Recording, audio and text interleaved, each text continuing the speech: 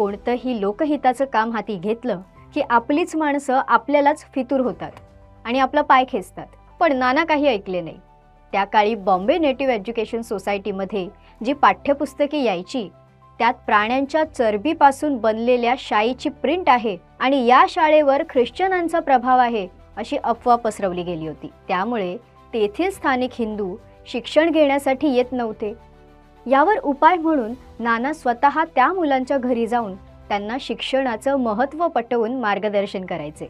1849 मध्ये नानांनी मुलींच्या शाळेसाठी डॉक्टर विल्सन यांना स्वतःचा वाडा दिला.